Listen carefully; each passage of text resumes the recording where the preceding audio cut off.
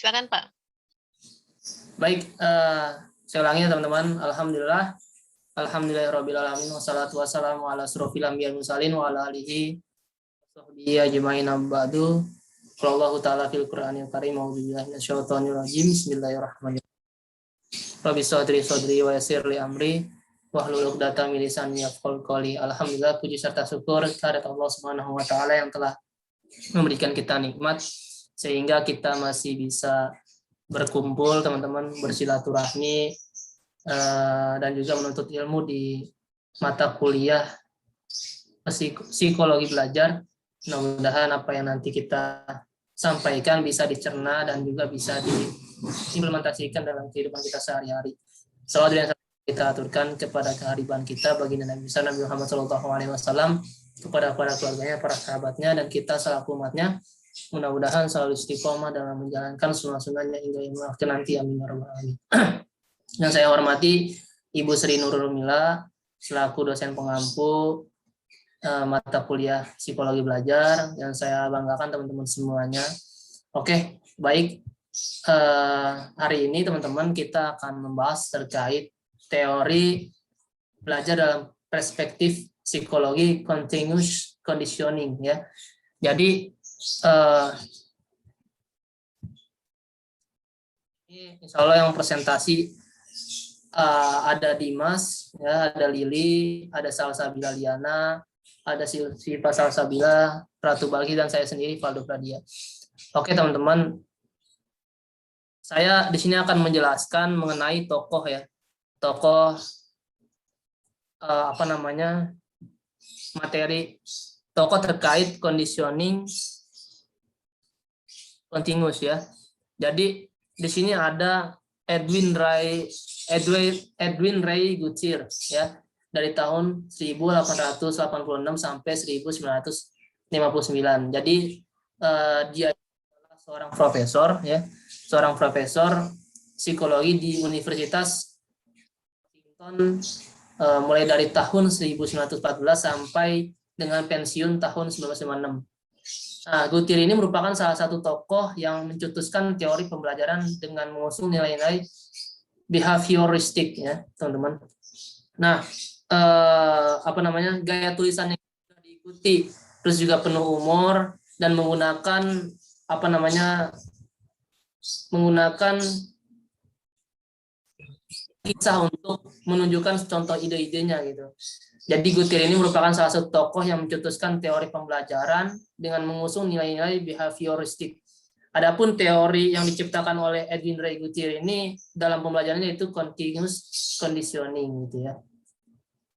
Oke, lanjut teman-teman. Nah, apa sih teori continuous conditioning ini? Teori ini adalah salah satu teori yang berlandaskan keyakinan behavioristik gitu ya. Jadi continuous sendiri mempunyai arti kedekatan, sedangkan conditioning ini mempunyai arti kondisi, sehingga bisa kita artikan bahwa continuous conditioning ini yaitu sebuah kedekatan kondisi yang terjadi berdasarkan hubungan antara stimulus dengan respon yang relevan gitu ya. Jadi menurut paham teori continuous conditioning, susah banget sih bahasanya. Continuous conditioning ini belajar itu adalah suatu proses perubahan yang terjadi karena adanya syarat-syarat condition yang kemudian sebentar, dibacanya bukan continuous, contagious. Contagious ya, Bu? Contagious. Aduh, maaf Bu, saya bahasa Inggrisnya ini acak adul. Jadi menurut paham continuous conditioning ini, belajar itu adalah suatu proses perubahan yang terjadi karena adanya syarat-syarat yang kemudian menimbulkan reaksi atau respon gitu teman-teman. Nah, menurut dalam kegiatan pembelajaran akan banyak kita jumpai berbagai kondisi yang berbeda-beda, termasuk pula reaksi yang akan terjadi dengan adanya kondisi tersebut gitu ya. Dalam sekali pertemuan bisa kita temukan minimal sekitar 5 sampai dengan 7 kondisi dalam satu kelas. Nah, banyaknya kondisi tersebut bisa dimanfaatkan oleh para guru dalam mengajarkan mata pelajaran di dalam kelas gitu ya. dan tadi yang saya jelaskan, Guthrie ini beranggapan tentang kaidah yang dikemukakan oleh para teoritis seperti Thorndike, terus Pavlov adalah ruwet dan tak perlu, gitu ya. Dan sebagai penggantinya dia mengusulkan satu hukum belajar, yaitu law of contiguity, gitu ya. Contiguity. Yang kalau dalam bahasa Indonesia itu adalah hukum kontiguitas, gitu ya. Nah, yang dinyatakan bahwa kombinasi stimuli yang mengiring suatu gerakan akan cenderung diikuti oleh gerakan itu. Jika kejadiannya berulang, teori contiguous conditioning ini dipelopori oleh Edwin Ray Guthrie. Nah, ini bisa dibilang cukup simpel karena diterapkan dalam dunia pendidikan, gitu ya teman-teman. Mungkin itu terkait masalah teori dan tokoh-tokoh continuous. Mungkin selanjutnya eksperimen yang dilakukan oleh Guthrie itu apa sih? Terus juga yang cara mendukung teori continuous itu apa sih gitu? Nanti dijelaskan oleh saudara kita yaitu Mbak Liana. Silakan Mbak Liana.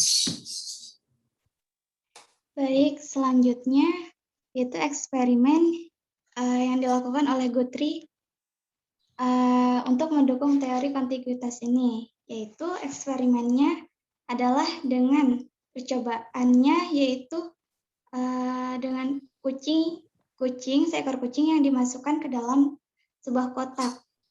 Nah, ketika seekor kucing itu dimasukkan ke dalam sebuah kotak, pasti respon yang muncul dari kucing itu kan berusaha keluar. Nah, Sebentar, Liana boleh dibuka kameranya? Iya, Bu. Emangnya enak ngedengerin orang bicara nggak ada wajahnya? Kayak denger radio. Nah, itu kan cantik. Oke, silakan lanjut. Baik, Bu. Nah, jadi di dalam kotak yang dibuat oleh Guthrie ini, itu dilengkapi sama alat yang bila disentuh itu bisa membuka kotak tersebut. Nah, alatnya itu berupa sebuah tuas, yang mana tuas itu kalau misalnya digeser, itu bisa membuka kotak tersebut dari dalam. Nah, di dalam kotak itu juga ditaruh alat yang bisa alat untuk merekam gerakan-gerakan kucing yang ada di dalam kotak tersebut. Nah, kemudian dari percobaan itu dapat kita ketahui atau tujuannya itu kita tuh dapat mengetahui bahwa kucing-kucing yang dijadikan sampel untuk penelitian ini itu mempunyai cara yang berbeda-beda untuk bisa keluar dari kotak puzzle yang telah disiapkan oleh Guthrie. Nah, jadi kayak misalnya gini, seekor kucing kan kalau dimasukin ke dalam kotak kan dia pasti berusaha keluar. Nah, dia cari cara buat keluar, misalnya dia melihat misalnya sebuah tuas gitu, dan tuas itu misalnya misalnya tersentuh gitu, misalnya ketekan, nggak bisa gitu, belum bisa terbuka kotaknya. Nah, ketika kucing itu misalnya berusaha lagi dan dia menggeser tuasnya itu dan kotak puzzle-nya itu terbuka. Nah, ketika kucing tersebut dimasukkan lagi, nah otomatis dia kan biasanya udah tahu gitu. Oh, tadi digeser tuasnya itu kotaknya bisa terbuka. Pasti dia akan melakukan gerakan-gerakan yang seperti di awal tadi gitu. Nah, jika kucing itu sudah mengetahui bagaimana sih formula yang tepat untuk bisa bebas dari perangkap kotak tersebut, jadi maka kucing-kucing itu akan berusaha semaksimal mungkin melalui gerakan-gerakan yang sama dan dilakukan berulang-ulang sampai berhasil untuk membuka kunci kotak puzzle tersebut dan keluar dengan sendirinya. Nah, teori contiguous conditioning ini secara umum itu tidak jauh berbeda dengan teori yang lainnya yang dicetuskan oleh para tokoh behavioristik lainnya. Nah, dalam teori ini juga memang peran dari seseorang yang memberikan stimulus atau biasanya guru ya, itu harus benar-benar disiapkan dan disampaikan secara spesifik. Agar apa? Agar tujuannya itu dari individu itu bisa mendapat stimuli itu atau bisa merespon dengan cepat dan tepat. Kemudian slide selanjutnya. Nah, cara kerja teori contiguous conditioning ini juga tidak lepas dari aspek-aspek seperti lupa, hukuman, dorongan, niat, dan transfer training. Nah, untuk itu, agar para calon pelaku atau pelaku yang melakukan teori ini, misalnya guru, itu harus lebih bisa memahaminya dengan baik. Nah, yang pertama itu ada lupa. Nah, lupa itu disebabkan oleh munculnya respon alternatif dalam satu pola stimulus. Nah, setelah pola stimulus itu menghasilkan respon alternatif, maka pola stimulus itu kemudian akan cenderung menghasilkan respon baru. Misalnya, siswa biasanya kan lupa itu berhubungan dengan pelajaran yang baru saja diperoleh. Misalnya siswa yang mempelajari pelajaran A gitu, misalnya mempelajari A dan kemudian ia mempelajari B, maka biasanya kan siswa akan lupa gitu sama pelajaran A. Nah, menurut Guthrie ini lupa itu disebabkan oleh interferensi, yang mana setiap kali mempelajari hal yang baru, setiap orang mempelajari hal yang baru, maka ia akan lupa dengan yang ia pelajari sebelumnya. Nah, kemudian yang kedua yaitu hukuman.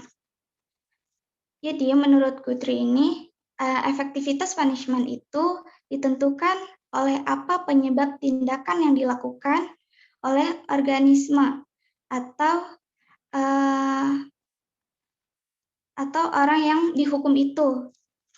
Nah, hukuman bekerja dengan baik itu bukan karena rasa sakit yang dialami oleh individu yang dihukum, tapi karena hukuman itu bisa mengubah cara individu itu merespon stimuli atau stimulus yang diberikan oleh gurunya misalnya. Nah, hukuman itu memegang peran penting dalam belajar karena hal pentingnya itu bukan seberapa berat hukuman itu diberikan atau rasa sakit yang diberikan, akan tetapi apa yang membuat individu itu berubah. Jadi hukuman itu akan berhasil jika dapat mengubah perilaku suatu individu. Jika hukuman itu tidak menimbulkan perubahan individu, maka hukuman tidak akan efektif. Justru malah memperkuat respon yang tidak diinginkan. Kemudian dorongan atau motivasi. Nah, secara dorongan fisiologis merupakan dorongan fisiologis merupakan apa yang oleh Guthrie itu disebut maintaining stimuli atau stimuli yang mempertahankan atau yang menjaga organisme itu agar tetap aktif dalam tujuan yang dicapai. Nah, jadi maintaining stimuli itu adalah yang mempertahankan atau memotivasi siswa agar dapat mencapai tujuannya. Misalnya ada seorang siswa yang mendapatkan nilai jelek saat ulangannya. Nah, guru itu nggak boleh memarahinya gitu. Menurut Guthrie, seharusnya seorang guru itu memberi dorongan kepada siswa atau motivasi agar siswa itu lebih rajin. Nah, jadi seorang guru itu harus memotivasi siswanya agar siswanya semangat belajar. Kemudian respon atau niat. Nah, respon yang dikondisikan ke maintaining stimuli itu dinamakan niat. Respon itu dinamakan niat karena maintaining stimuli dari dorongan biasanya berlangsung selama periode waktu tertentu atau sampai dorongan berkurang.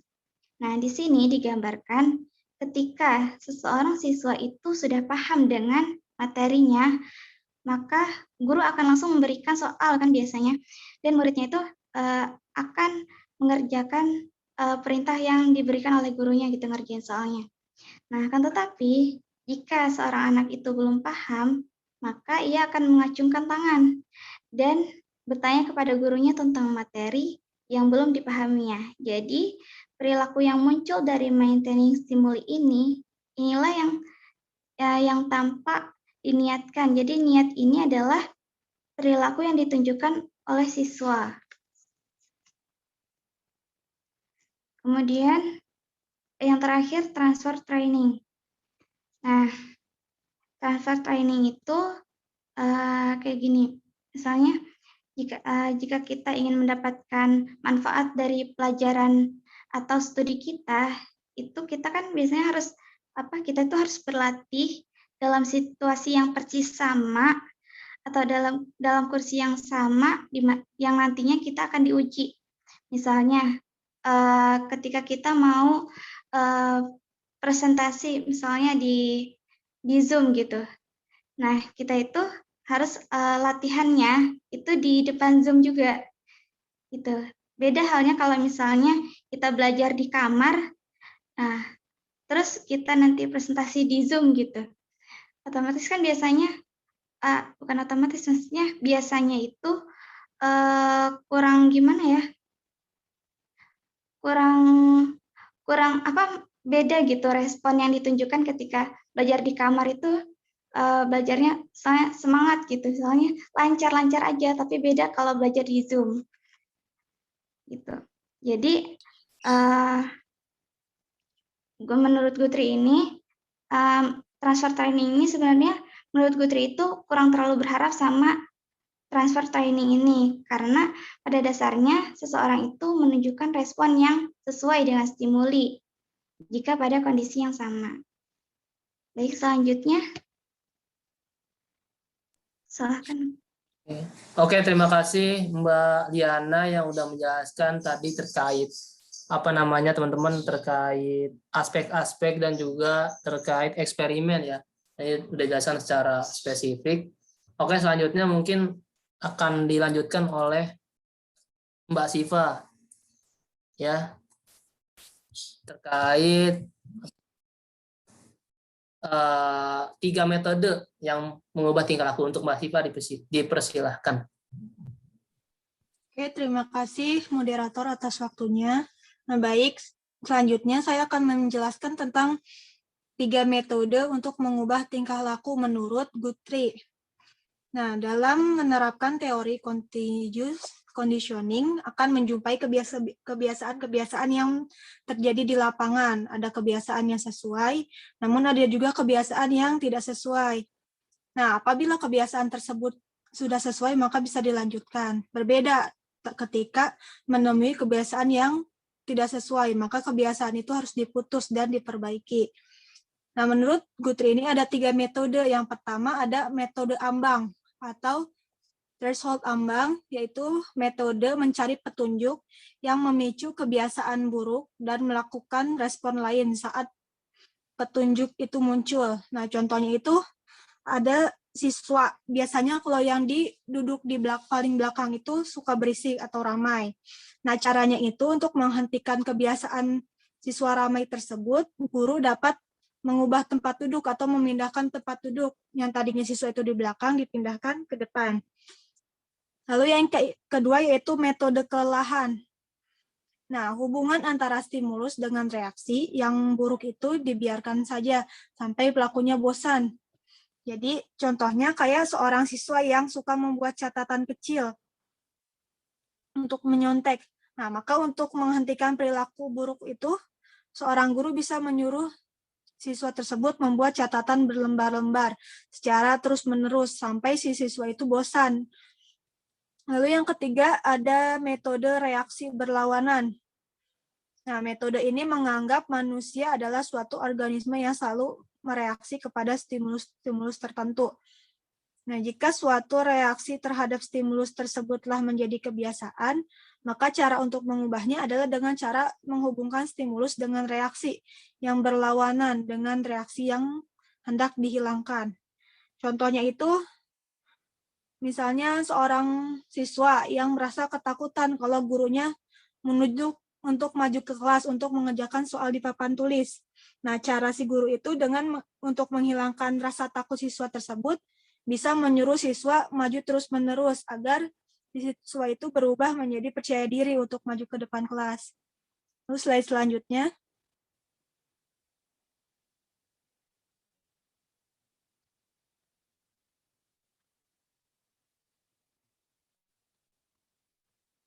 Slide selanjutnya dong. Nah, selanjutnya itu ada prinsip belajar menurut Guthrie. Nah, prinsip belajar menurut Guthrie itu ada 5. Yaitu, yang pertama, bahwa yang terpenting adalah prinsip persyaratan, conditioning.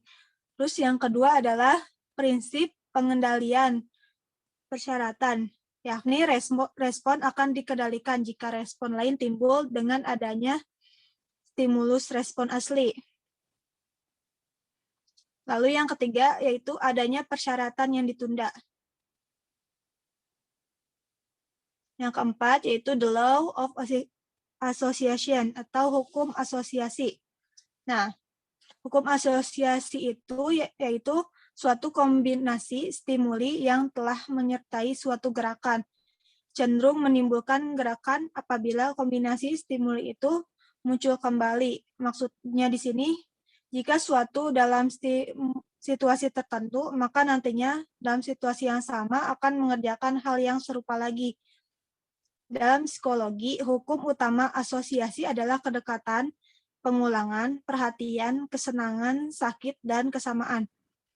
Lalu, prinsip yang kelima atau yang terakhir adalah pengembangan atau perbaikan performance atau tindakan merupakan hasil praktek. Nah, menurut Guthrie ini, peningkatan hasil belajar itu bukanlah hasil berbagai respon yang kompleks terhadap stimulus-stimulus yang ada, melainkan karena ada dekatnya asosiasi antara stimulus dengan respon yang diperlukan. Ciri khas dari teori ini adalah contiguity atau kedekatan, sehingga bisa diprediksi ketika asosiasi tersebut berjarak jauh antara stimulus dengan respon, tentu peningkatan hasil belajar bisa tercipta lumayan lama. Nah, kedekatan hubungan antara stimulus dengan respon sangat diperlukan untuk seorang guru ketika mengajar di dalam kelas agar tujuan pembelajaran bisa tercapai dengan sempurna. Oke, selanjutnya saya serahkan kepada moderator. Oke. Terima kasih Mbak Syifa atas penjelasannya mengenai tadi ya teman-teman terkait metode-metode apa saja sih yang mungkin ditawarkan oleh Guthrie ini. Terus juga tadi terkait ada prinsip-prinsip. Tadi metode itu ada 3 ya, jadi ada metode ambang, kelelahan, terus reaksi berlawanan, tadi juga prinsip ya. Oke, lanjut teman-teman ke pembahasan menurut perspektif Islam itu ya, teori belajar continuous conditioning dalam perspektif Islam. Nah, gini teman-teman, Islam telah mengajarkan kepada umatnya ya, untuk belajar dalam bidang apapun. Mohon maaf Bu, karena Dimas ada nggak Dimas? Karena Dimas hari ini nggak ikut presentasi Bu, jadi saya gantikan ya Bu ya. Kemana Dimasnya? Tadi kan yang izin cuma Lili ya? Kurang tahu Bu, tadi saya udah telepon tapi nggak diangkat Bu. Mungkin lagi ada kesibukan. Oke, nggak apa-apa ya Bu, saya lanjutin. Silakan. Oke, jadi teman-teman kita akan belajar mengenai teori belajar menurut teori belajar continuous conditioning dalam perspektif Islam. Nah, Islam ini telah mengajarkan kepada umatnya untuk belajar dalam bidang apapun, gitu ya. Nah, kemampuan untuk belajar merupakan sebuah karunia Allah yang mampu membedakan manusia dengan makhluk yang lain. Allah menganugerahkan akal kepada manusia untuk mampu belajar dan menjalani dan menjadi pemimpin di dunia ini, gitu ya. Nah, pendapat yang mengatakan bahwa belajar sebagai aktivitas dari kehidupan manusia ternyata ternyata bukan berasal dari hasil renungan manusia semata. Ajaran agama sebagai pedoman hidup manusia juga menganjurkan manusia untuk selalu melakukan kegiatan belajar. Semua agamanya mengajarkan kepada umatnya untuk belajar dalam bidang apapun, tak terkecuali bagi agama Islam, utamanya di negara Indonesia yang mayoritas itu agama Islam, gitu ya. Nah, berdasarkan teori continuous conditioning ini dari Guthrie, setiap individu itu mempunyai kapasitas belajar yang berbeda dari hasil penelitiannya terhadap sejumlah binatang. Nah, Guthrie ini mengatakan bahwa tidak semua binatang mempunyai tingkat sensitivitas yang sama dengan satu stimulus, gitu ya. Dan semua binatang memiliki indera yang sama untuk menerima informasi. Nah, di samping itu menurut Guthrie, latihan akan mengakomodasi ataupun menghilangkan respons tertentu sehingga atas kombinasi stimulus yang muncul dapat dihasilkan atau respons yang menyeluruh sebagaimana yang diharapkan dapat suatu kinerja yang berhasil. Begitupun juga teori continuous conditioning ini diterapkan pada manusia tentu akan mengakibatkan hasil yang berbeda pula. Siswa satu dengan yang lainnya mempunyai kelengkapan indera yang sama, namun belum tentu dengan indera yang sama tersebut siswa akan sama pula kemampuannya dalam menanggapi stimulus yang diberikan oleh seorang guru. Nah, contohnya mata pelajaran PAI di sekolah. Mata pelajaran PAI di sekolah umum bisa memberikan banyak warna dengan menghadirkan teori continuous conditioning ini kepada siswa yang beraneka ragam latar belakangnya. Nah, dengan beragamnya latar belakang tersebut membuat guru untuk selalu tampil kreatif, inovatif menyampaikan materi ketika di dalam kelas. Seorang guru PAI bisa menyiapkan berbagai stimulus untuk diberikan kepada siswanya agar siswa tersebut bisa lebih mudah menerima materi pelajaran yang disampaikan guru di dalam kelas.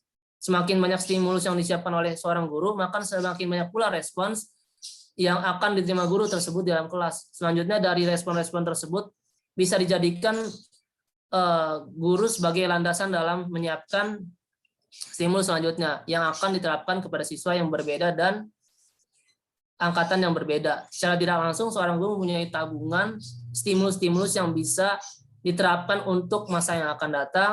Bisa jadi masa saat ini dengan masa yang akan datang itu terjadi banyak perubahan, gitu ya. Hal tersebut bisa menyebabkan terjadinya perubahan situasi, terus juga dalam kegiatan pelajaran, situasi belajar untuk masa depan mungkin tak bisa kita prediksi, ya. Namun setidaknya kita sebagai seorang guru ataupun sebagai calon guru bisa mengantisipasi hal itu dengan pengalaman-pengalaman yang sudah ada. Selanjutnya terkait konsep teori continuous conditioning dalam pembelajaran PAI di sekolah. Mungkin bisa dijelaskan oleh Balkis, ya. Silakan Mbak Balkis untuk menjelaskan terkait masalah konsep teori conditioning dalam pembelajaran PAI di sekolah. Maaf sebentar, ini waktunya tinggal 4 menit ya. Kira-kira cukup nggak 4 menit, Balkis? Kalau nggak cukup, sebaiknya di off dulu Zoom-nya, nanti masuk lagi gitu ya, daripada terpotong. Kayaknya enggak. Baik Bu. Oke, berarti iya, kalau nggak cukup berarti silakan di off oleh host ya supaya cepat. Itu tentang konsep teori continuous conditioning dalam pembelajaran PAI di sekolah, mengusung adanya perilaku atau gerakan-gerakan yang timbul atas stimulus yang diberikan oleh guru.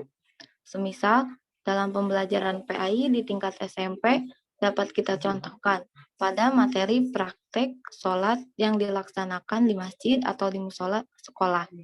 Seorang guru agama dengan memberikan perintah atau stimulus kepada siswa yang dipanggil untuk maju ke depan dan mempraktikkan gerakan sholat, baik itu takbiratul ihram, ruku, i'tidal, sujud, dan gerakan lainnya. Maka siswa yang ditunjuk tersebut akan maju dan segera mempraktikkan apa yang diperintahkan oleh seorang guru. Contoh lainnya adalah ketika seorang siswa mendengarkan kumandang azan, baik itu di sekolah maupun di rumah. maka siswa tersebut bergegas untuk segera pergi ke masjid. Karena suara azan tersebut merupakan suatu stimulus perintah untuk segera menunaikan ibadah sholat yang merupakan sebuah kewajiban bagi seorang muslim. Slide selanjutnya. Waldo. Di sini cara kerja teori continuous conditioning dalam pembelajaran PAI di sekolah. Merupakan kedekatan hubungan antara stimulus dan respon yang relevan. Stimulus yang diberikan guru sebagai alat memancing siswa agar bisa merespon dengan cepat dan tepat. Ketika guru ingin memancing di dalam kolam ikan, tentu harapan akan memperoleh hasil tangkapan ikan. Nah, ketika di dalam kolam tersebut terdapat berbagai binatang air, hendaknya binatang tersebut tidak mengambil jatah umpan yang memang diberikan untuk ikan yang dipancing. Sehingga dengan begitu, antara stimulus umpan ikan akan relevan jika yang memakannya adalah ikan pula. Biasanya di dalam teori continuous conditioning ini agak susah dipraktekkan pada siswa di jenjang SMA atau SMK. Dengan asumsi bahwa mereka sudah remaja dan beranjak menuju dewasa, sehingga pola pikir juga akan mengikuti sesuai dengan tingkat usianya. Namun, dengan kasus tersebut dapat mengindikasikan bahwa teori continuous conditioning sedang bekerja dalam proses pembelajaran. Ada kelemahan dari teori ini yaitu dalam pembelajaran PAI yang telah dikembangkan pada sekolah umum, diantaranya pada proses pembelajaran yang terjadi di dalam kelas lebih berfokus dari guru. Stimulus dari guru menjadi peran penting dalam menerapkan teori ini. Kemudian efek dari teori ini jika dilaksanakan dalam pembelajaran PAI, sebagaimana pada contoh RPP di atas, akan terjadi kecemburuan sosial di antara sesama siswa dalam satu kelas. Bagi siswa yang bisa menjawab pertanyaan dari guru, maka ia bisa mendominasi dalam pembelajaran ini. Sedangkan bagi siswa yang tidak mampu, maka ia akan lebih memilih untuk diam saja sambil menunggu stimulus yang diberikan oleh guru. Adapun keunggulan dari teori continuous conditioning ini dalam pembelajaran PAI yang telah dikembangkan pada sekolah, yaitu siswa mempunyai sifat berani dalam kegiatan belajar mengajar. Mereka bisa mencurahkan segala pikiran dan ide-ide kreatifnya untuk merespons stimulus yang diberikan oleh guru PAI. Mereka bisa lebih fokus untuk menerima stimulus-stimulus yang diberikan oleh guru PAI. Siswa menjadi aktif dan produktif dalam pembelajaran tersebut. Kemudian, siswa juga bisa lebih semangat dan mengikuti proses pembelajaran ketika sesekali siswa tersebut mendapatkan hadiah dari guru. Dalam pendidikan agama Islam diharapkan menghasilkan manusia yang selalu berupaya menyempurnakan iman, takwa, dan akhlak, serta aktif membangun peradaban dan keharmonisan kehidupan. Khususnya dalam memajukan peradaban bangsa martabat. Manusia seperti itu diharapkan tangguh dalam menghadapi tantangan, hambatan, dan perubahan yang muncul dalam pergaulan masyarakat baik di lingkungan lokal, nasional, regional, maupun global. Slide selanjutnya. Di sini ada kelebihan dan kekurangan dari teori Guthrie. Yang kelebihannya yaitu kelebihan dari teori Guthrie berbeda dengan ahli yang lainnya, yakni melihat faktor punishment, hukuman, sebagai peran penting dalam proses pembelajaran. Hukuman yang diberikan pada saat yang tepat akan mengubah tingkah laku seseorang. Adapun kelemahan dari teori Guthrie ini, hubungan antara stimulus dan respon ini bersifat sementara, sehingga dalam pelajaran peserta didik harus sesering mungkin diberi stimulus, agar hubungan antara stimulus dan respon bersifat lebih kuat dan menetap. Dan dalam teori ini, peserta didik harus dibimbing melakukan apa yang perlu dipelajari. Pendidik tidak diperkenankan mengabaikan peserta didiknya. Slide selanjutnya itu kesimpulan. Kesimpulan dari materi ini yaitu teori continuous conditioning adalah salah satu teori yang berlandaskan keyakinan behavioristik. Continuous conditioning mempunyai makna sebuah kedekatan kondisi yang terjadi terjadi berdasarkan hubungan antara stimulus dengan respon yang relevan. Menurut paham teori continuous conditioning, belajar itu adalah suatu proses perubahan yang terjadi karena adanya syarat-syarat kondisi yang kemudian menimbulkan reaksi respon. Dalam proses pembelajaran tertentu, teori ini lumayan efektif untuk dijalankan oleh para guru. Letak kunci teori ini bisa dituangkan guru dalam rencana pelaksanaan pembelajaran yaitu RPP. Semakin banyak stimulus yang diberikan oleh guru kepada siswa, maka semakin banyak pula respon yang akan diterima. Selanjutnya, keberhasilan siswa dalam belajar di sekolah tergantung bagaimana guru mengarahkan siswa tersebut ketika proses pembelajaran berlangsung. Sukses gagalnya siswa memahami materi di kelas menjadi tolak ukur seorang guru dalam mentransfer ilmu. Salah satu upaya yang harus diterapkan guru ketika mengajar yakni dengan menggunakan metode ini atau strategi belajar yang menarik bagi siswa. Karena dengan cara tersebut, guru bisa mengambil hatinya siswa untuk menjadi tertarik terhadap materi yang diajarkan dan sehingga membuat materi tersebut berhasil disenangi dan dipahami oleh siswa. Baik, saya kembalikan kepada moderator. Baik, terima kasih pada teman-teman yang sudah mempresentasikan terkait teori conditioning ini. Mudah-mudahan apa yang tadi kita bahas bisa kita implementasikan ketika kita menjadi seorang guru. Oke, mungkin itu Bu dari makalah kita atau PowerPoint kita. Kita ada sesi tanya jawab atau gimana Bu? Oke, baik. Nggak usah tanya jawabnya nanti saja. Ada satu lagi kelompok yang akan presentasikan ya? Sudah siap belum? Iya Bu. Oke. Nggak apa-apa. Nanti berarti siapkan untuk presentasi ya. Tapi saya akan mengulas dulu untuk yang continuous conditioning ini. Seperti itu. Oke, baik. Sebentar ya. Saya ingin lihat galeri view soalnya, biar kelihatan semua wajah kalian. Oke, jadi seperti yang sudah kita bahas ya, dalam 3 teori yang sebelumnya, bahwa continuous conditioning dibacanya ya, bukan continuous, bukan. Dan juga tokohnya namanya Guthrie, bukan Gutir. Ya, kasihan dia. Nanti dia harus bikin bubur merah, bubur putih gitu ya. Oke.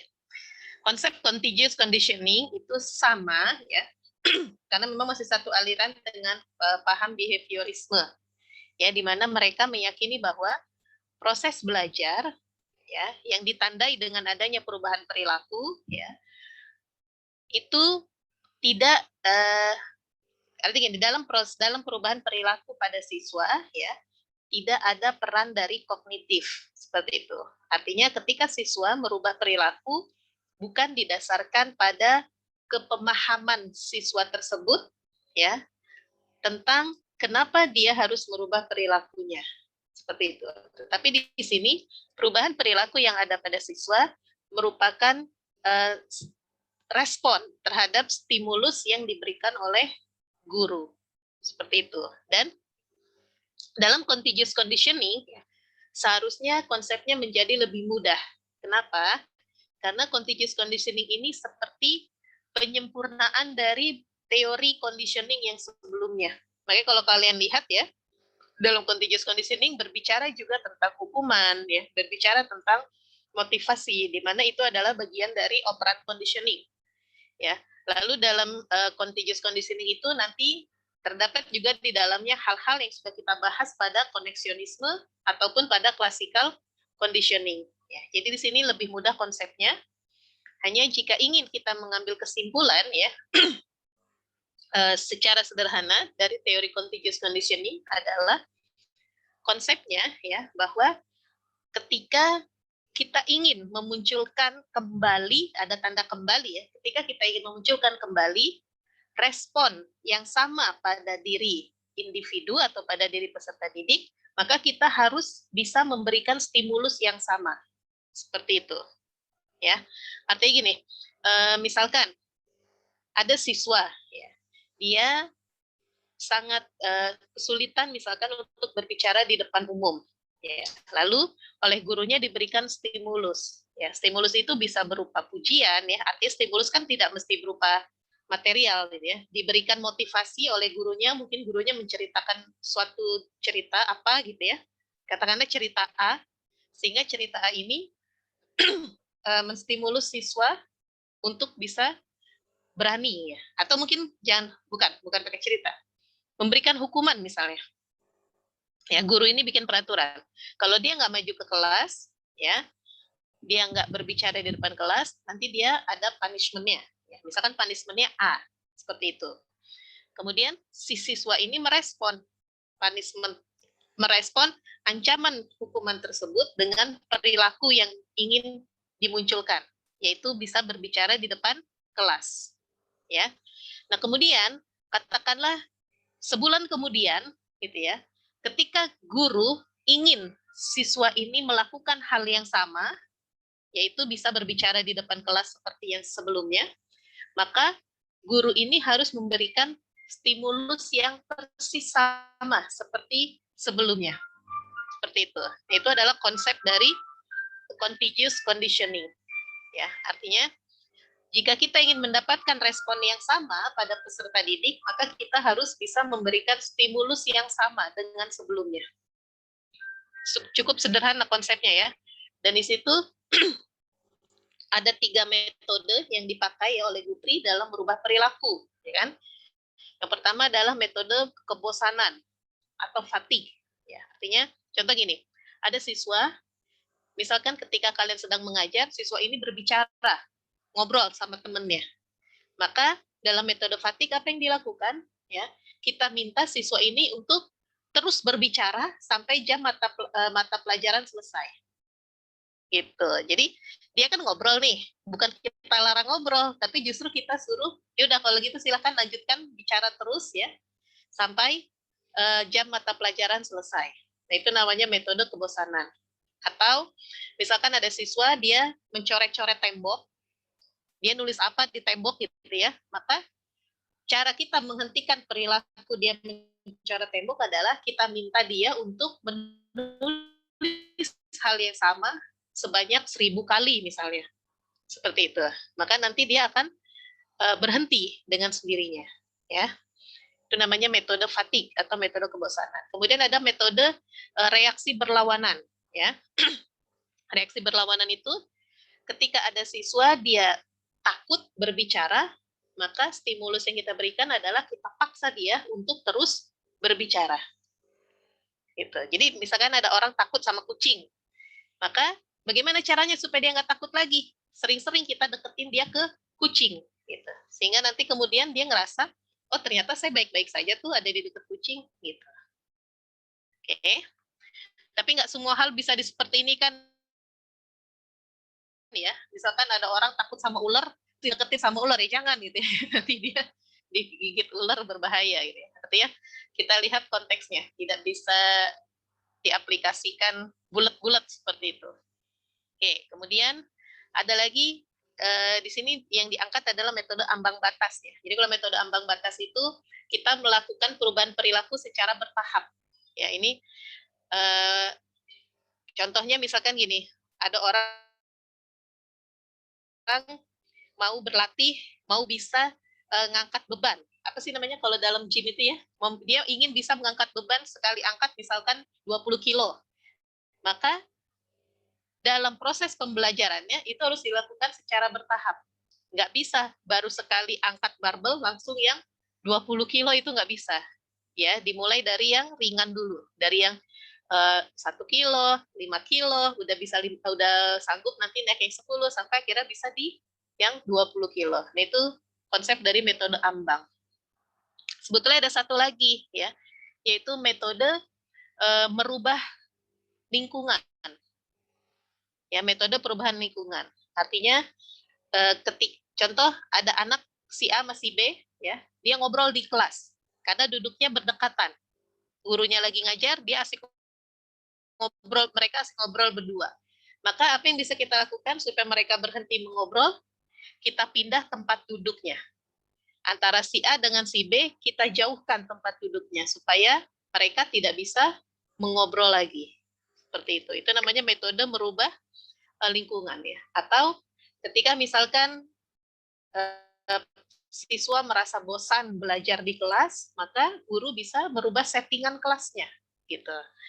Di mungkin tempat duduknya yang semula menghadap ke depan semua sekarang dirubah jadi melingkar ya, atau belajarnya nggak di kursi, kursinya dipinggirin semua di tembok, belajarnya di lantai. Nah, itu namanya metode merubah lingkungan. Seperti itu. Oke, bisa dipahami untuk contiguous conditioning? Ya, insya Allah konsepnya ya harusnya kita lebih mudah memahami karena kita sudah belajar yang koneksionisme, klasikal, dan juga operan conditioning. Baik, silakan dilanjutkan untuk yang kognitif ya. Dan kalau kita sudah masuk ke kognitif, artinya kita sudah melewati paham behaviorisme. Ya, kita sekarang masuk ke aliran yang baru, yaitu aliran kognitivisme. Perbedaannya sangat mencolok. Kalau di behaviorisme kita tidak mengakui peran dari kognitif.